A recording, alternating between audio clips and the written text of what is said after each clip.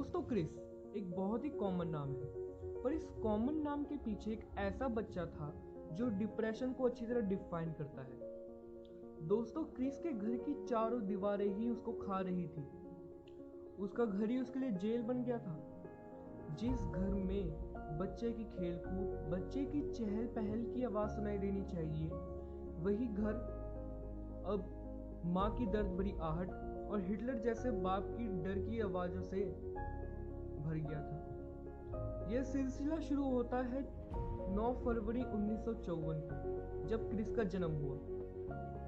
दोस्तों बचपन में ही जिस माँ बाप से क्रिस को प्रेम, स्नेह, ममता, दुलारपन, अच्छे व्यवहार की अपेक्षा होनी चाहिए थी, वही माँ बाप अब बिछड़ चुके थे। आमदनी थी ही नहीं क्योंकि कोई कमाने वाला ही नहीं था। क्रिस की परिवार की हालत बद से भी बदतर हो गई थी। फिर बाद में एक इंसान एक उम्मीद की किरण बनते हुए क्रिस की फैमिली में क्रिस के स्टेप फादर के रूप में उभरे। पर जिंदगी ने कुछ और ही लिखा था। वही इंसान बाद में हिटलर बन गया। वह अक्सर क्रिस की फैमिली के साथ, खासकर क्रिस की माँ के साथ डोमेस्टिक वायलेंस और फिजिकल अब्यूज करते। उन्होंने क्रिस की माँ को 2 बार फॉल्सली कन्विक्ट भी कर दिया था, पर गरीबी में आटा गीला। कोई और आमदनी कमाने वाला था नहीं, इसलिए उनको उस जालिम बाप के साथ रहना पड़ा। ऐसे उनके कई जिंदगी के महत्वपूर्ण साल उस जालिम इंसान के साथ निकल गए। दोस्तों साल बदले, क्रिस बड़ा हुआ। क्रिस की शादी करने लायक उम्र हो गई। बेचारे को शादी तो करनी ही थी, पर उसने पहले सोचा कि घर ठीक से टिका टोलूं, बाद में घर बसाऊं। इसलिए उसने शादी से ऊपर अपनी मेडिकल की जॉब रखी। अब जिंदगी ने एक और धक्का दिया।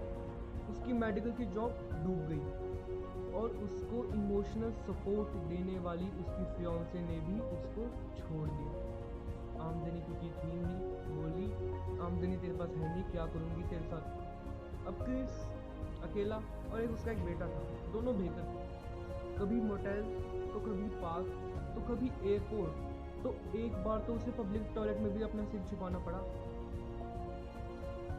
पूरे दिन अपने ब्रोकरेज का मंदा ना के बराबर कमाई वाला काम करता और रात को लंबी लंबी क्यूज में, लंबी लंबी लाइनों में लगता ताकि उसको और उसके बेटे को एक सिर छुपाने की जगह मिल जाए। अब दोस्तों ईश्वर की कृपा कभी ना कभी तो बरसती ही है। दोस्तों 1982 में उसने लाइसेंसिंग का एग्जाम पास किया और वो डीन विट्रन नाम के शख्स के फुल टाइम एम्प्लॉय बन गए। आमदनी बनी, पैसा मिला और उसने उसी साल अपनी खुद की brokerage firm Gardner Rich and Co की स्थापना की, जिसमें वो 75% स्टेक होल्डर थे। अब दोस्तों साल वो आ गया था जिसमें उसकी जिंदगी बदल दी। 2006 को उसने अपने 75% स्टेक का कुछ हिस्सा बेच के एक मल्टी मिलियनर डील बना दी। अब दोस्तों वही इंसान जिसे एक बार पब्लिक टॉयलेट में रहना पड़ा था, वो आज के ज़माने में उसकी नेटवर्थ $70 मिलियन यानी कुछ 5,000 करोड़ रुपए हो गई। अब दोस्तों जिस क्रिस की मैं बात कर रहा हूँ वो है क्रिस्टोफर पॉल गार्डनर, जो CEO एंड फाउंडर है क्रिस्टोफर गार्डनर इंटरनेशनल होल्डिंग्स के, और जिनकी नेटवर्थ आज के ज़माने में $70 मिलियन यानी कुछ 5,000 करोड़ रुपए। वो वही इंसान है जिसके माँ बाप बिछड़ चुके थे, हिटलर बाप था, पब्लिक टॉयलेट में रहना पड़ा था। आज के ज़माने में $70 मिलियन का मालिक है और 5,000 करोड़ यानी $70 मिलियन यानी कि 5,000 करोड़ का मालिक है। तो यही कहानी थी।